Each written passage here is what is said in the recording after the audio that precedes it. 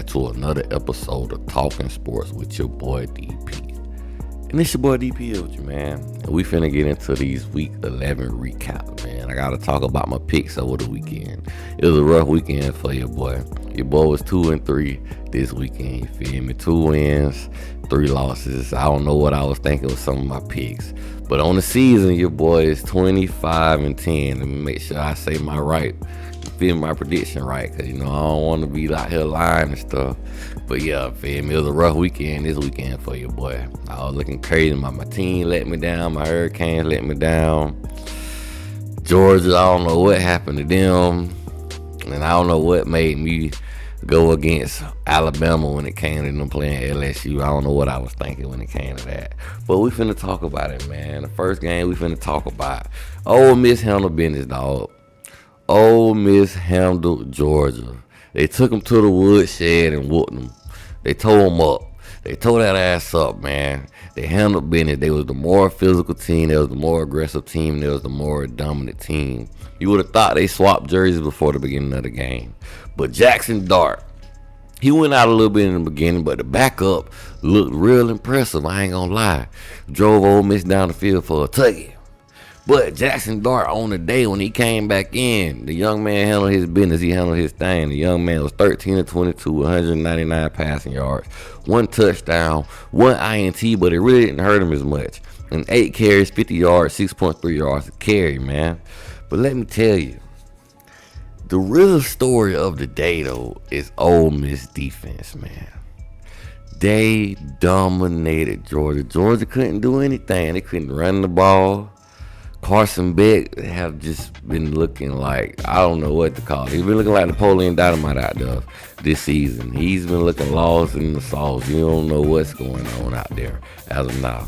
They hit him for a couple of script sacks, and he threw an INT this game. You feel me? Carson Beck has been struggling this season. But like I was saying about the Ole Miss defense, man, let me tell you this. 2 fumble recoveries, 1 interception, 5 sacks on the day, 9 tackles for loss, held Georgia to 60 yards rushing on the day, 1.9 yard per carry. Ole Miss handled business, and they was the more dominant team, like I just told y'all. Shout out to Ole Miss, shout out to Lane Kiffin for getting the job done, and they really just saved their football season to keep their SEC championship hopes alive. The SEC race is really interesting this season. Who's going to end up in the final, you feel me, the final matchup? Who's going to end up in Atlanta? We shall see. Will it be Texas? Because I feel like Texas got a couple of tough games coming up later down along in the road. But Ole Miss offense ended up the day with 396 total yards, 263 passing, 133 rushing yards to end the day. Now, Georgia, man, they could not establish drives. And like I said, Ole Miss just dominated them, man. The defensive line that Ole Miss assembled through the transfer portal is really paying off. They really got their money worth. They looking like a dominant team right now, putting up the performance that they did. Now, the losses that they had in the early season, that might be a factor of a lot of the injuries that they had to battle throughout the season. And mind you, they had, I think, 10 guys out this game, but still was able to, formulate a playbook and a game plan to beat Georgia. And not only beat Georgia, but beat them to sleep. But Carson Beck on the day, 20 of 31, 186 passing yards, and I told you he threw the INT. And Georgia offense was 6 of 14 on 3rd downs, 1 of 3 on 4th downs, 246 total yards.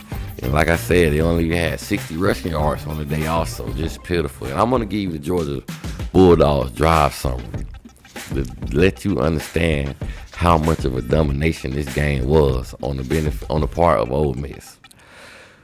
After Georgia's first and only touchdown, punt,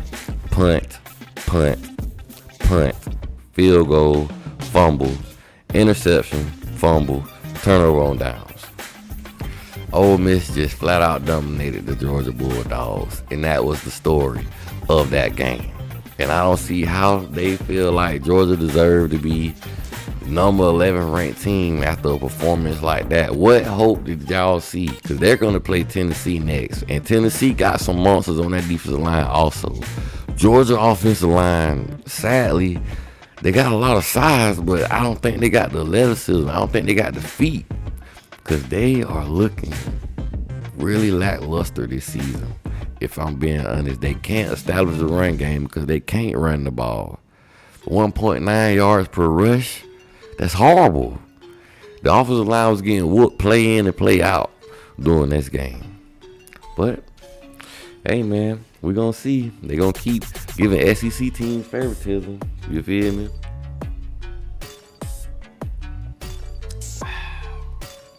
Next game I want to talk about.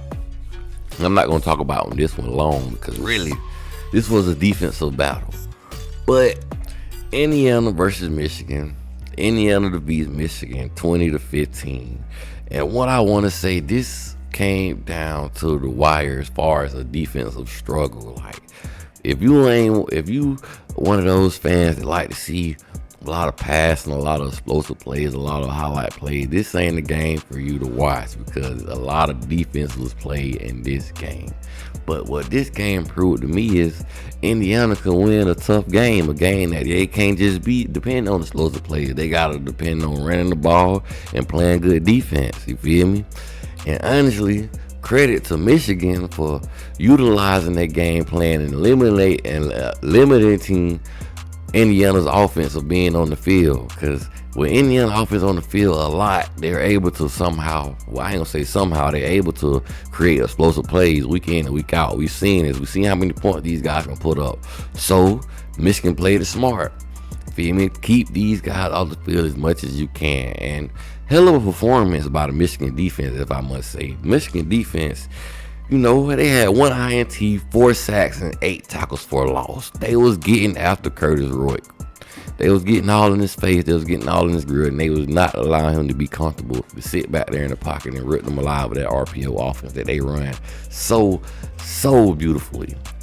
But Curtis Roy on the day, 17-28, 206 passing yards, 2 passing touchdowns, and 1 INT.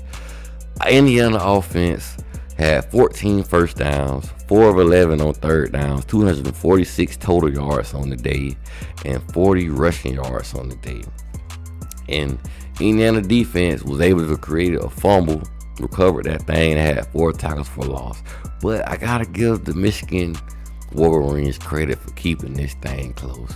This is the kind of game plans you have to have when you know you are a one-dimensional team. They basically did the same thing Georgia Tech did to us, if you want to be honest, but they couldn't get the win because Indiana played a better game than the Miami Hurricanes did. So Miami, you better tighten up. You might not want to see Indiana down the road if we finish strong the rest of our season. But what I want to say, Michigan offense had 16 first downs. There was 5 of 15 on third downs. There was 1 of 2 on fourth downs. 206 total yards of offense, 137 passing, and 69 rushing. But yeah, man, Indiana showed that they can win a hard-fought battle, a battle that's won in the trenches and a battle that's won with defense. And the I want to say the punt return that was late in the game really helped Indiana to be in key field position to get the field goal to go ahead and win this thing without any worries. Because if not, Michigan kept this thing close the whole game. Good performance by Michigan, but you couldn't really get the job done. But better performance by Indiana because you got the win in a hard-fought battle where you couldn't get those explosive plays that you're used to and within your offense. But moving on, I gotta talk about this game too. You feel me? I got this one right. This a pick that I got right also. You feel me? Because I picked Indiana to win the last game. You feel me? Like they gave me the W. And this is another game that gave me the W. Colorado defeats Texas Tech 41-27. You feel me? Colorado gave me the W. It was looking ugly in the beginning. I'm thinking like, dang, I ain't know Texas Tech defense was gonna come to play like this. You feel me? Because they making Colorado go 3 and out and punt, this and the third, and they was creating offense. I want to say at one point they was up 13-0. And that's what I felt like they should have went with the game plan that I was talking about when I was, saying this in my pregame show. You feel me? My prediction show, my picks. I was saying Texas Tech have to keep Colorado's offense off the field. You feel me? Run the ball, play ball control. You feel me? Try to milk that clock. Try to take as much as time off the field, off the scoreboard as you can. But I felt like they decided to get into a scoring competition with with Colorado, which that was the end of them when they tried to do that. Texas Tech really played into Colorado's hand. They played into Colorado's strength. You try to get into an offensive battle with these guys, and they just have too many weapons. Colorado dangerous as far as their offense. They receiving corps. Let me go ahead and break down some of the stats for their receivers. Travis Hunter, 9 receptions, 99 yards, 1 touchdown, 11 yards a catch. LaJohntay Western. One thing before I even say his stats, that young man deadly. Super fast, getting busy, getting up out of there, and liable to score at any minute. The young man had 6 receptions, 82 yards, 1 touchdown, and 13.7 yards a catch. And then they also got a big body wide receiver who they can throw jump balls to. Will Shepard, 8 receptions, 79 yards, 1 touchdown, and 9.9 yards a catch. Listen, if they can able to find some kind of run game with their offense, this Colorado team gonna be real deadly. But they can play this kind of football in the Big 12 because the Big 12 defense is very lackluster. Anytime they get in the playoffs, they get their head bust wide open every time they see an SEC team or an upper echelon opponent that's not in their conference. Regardless. So what I will say about Colorado, in the Big 12, yes, they are a threat. Nationally, I don't know. You feel me? I know they can compete as far as on the offensive side of the ball, but how good is the defense? What I will say, this defense have gotten better. They probably the best defensive line in the Big 12. They came away with 7 sacks on Byron Morton. You feel me? So we have to see if they're going to be able to keep this thing up. My boy Shedeur Sanders on the day was 30 of 43, 291 passing yards, and 3 passing touchdowns. 9 carries, 16 yards, and 1 touchdown rushing. The Colorado offense was 2 of 13 on third downs, but that sound crazy, but they ain't eating no third downs. Them boys scoring touchdowns. What's a third down to a touchdown? You feel me? And they was 1 of 1 on fourth downs. 351 total yards of offense, 291 passing, only 60 rushing yards on the day. 60, that is, if you didn't hear me clearly. And the defense forced 2 fumble recoveries, 1 INT, I told you 7 sacks, and 11 tackles for loss. And Levante Bentley, my bad. I mean, say my dog name right, because he was balling. My boy had 10 sacks and a tackle for loss. So, Colorado defense is really stepping up, and them boys was hitting all over the field. They was laying that wood. But Byron Morton was 24 of 40, 275 passing yards, 2 touchdowns, and 1 INT. Now, mind you, they did run the ball, but I felt like they was moving too fast, which the Texas Tech offense usually do. They usually try to focus on the passing game and have a high passing attack. But you should have tried to milk the clock. Even though Colorado did a good job of trying to maintain Todd Brooks in the first half, because it was a lot of empty drives from from Texas Tech in the first half. The reason why this game got away from them, they couldn't turn possessions into points. But Todd Brooks on the day had 31 carries, 137 rushing yards, and 1 rushing TD, 4.4 yards a carry. They involved Josh Kelly into the game plan, but I feel like that was kind of forced. 8 receptions, 106 receiving yards, 13.3 yards a catch. Texas Tech offense on the day was 9 for 20 on third downs. 9 for 20 on third downs, 1 of 4 on fourth downs, and 388 total yards on the day. 275 passing, 113 rushing. Like I was telling you, man, too many empty drives. Texas Tech drive summary after they went up 13 points was a punt, and a missed field goal. Too many empty possessions, man. You got to get the job done. You can't be out here wasting possession, especially when you're going up against a high explosive offense like Colorado. You at least should have moved the ball down the field somehow, other than depending on the pass and going them quick 3 and outs or having to punt.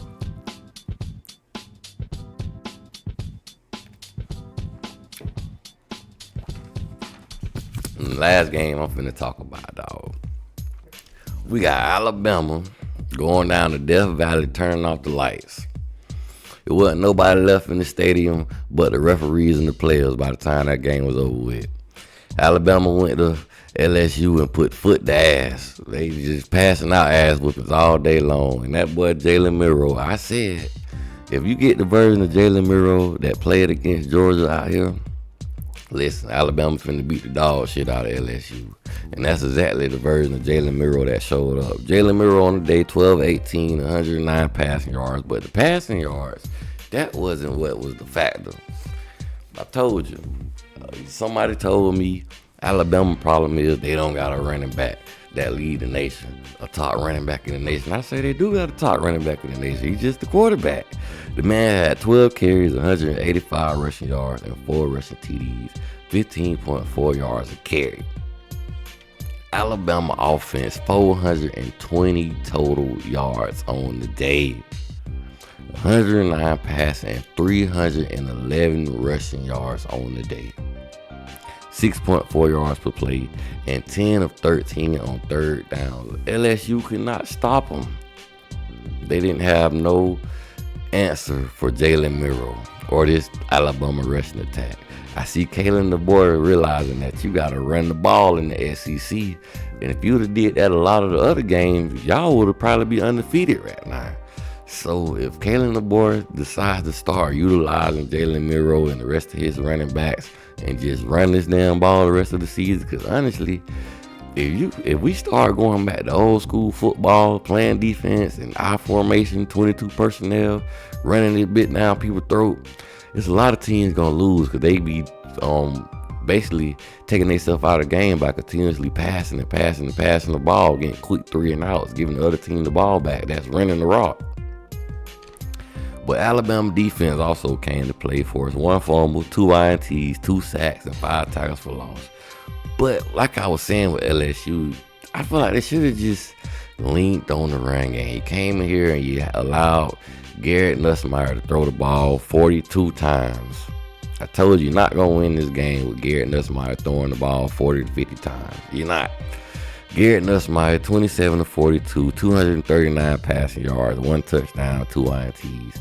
I recommend any team, if your quarterback is not a first round, second round caliber quarterback, run the damn ball and help this man get the passing game open with the force teams to come up and lower the box so you can spread them out then in that scenario if you want to pass the ball. But you got to run the ball to do that. You got Caden Durham, the running back for LSU, 8 carries, 63 yards, 7.9 yards a carry, longest run, 45 yards. You only give him the ball 8 times. You only give Xavier Thomas the ball 2 times, and he had 18 yards, 9 yards a carry. You went away from the run game, and mind you, Alabama got the 57th ranked rush defense in the nation. And you tried to attack their strength with them being the 38th ranked passing defense in the nation. So you just went against the grain and beat your head against the wall during this game. And that's why your fans would just shout out a Bears. Luckily, you got 13 because that was a garbage time touchdown late in the fourth quarter.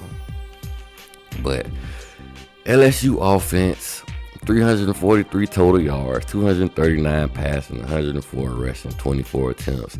You should at least ran the ball 40 times. I don't give a damn, because then they wouldn't at least had 42 points. It would have been a little closer if you would have ran the ball. You helped the defense out. So then they would have to go back out there so damn fast.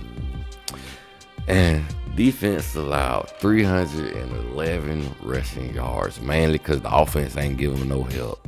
The offense kept, getting off the field, putting the defense out there, knowing they can't handle Jalen Miro. The man was going crazy. If he was still in the Heisman race, he would have won the Heisman just off this game alone. But LSU's second half drive summary: interception, punt, turnover on downs, interception, and a garbage time touchdown. But yeah, man, I'm gonna be with my predictions. I want to say maybe Friday or maybe tomorrow. I gotta see how I'm feeling. But what a weekend! What an interesting weekend. The SEC is still up for grabs. The ACC is pretty much got a clearer picture on it, but it's still anything can happen with the ACC because you know how they is in that conference. The Big 12 is also up for grabs, and the Big 10, that's gonna really be decided once I want to say Ohio State and Indiana play. Once them two teams play, I feel like it's gonna be really, we're gonna have a clearer picture of what that's gonna look like. But with that being said, you feel me? It's all about the you. Like, share, subscribe, and your boy is out.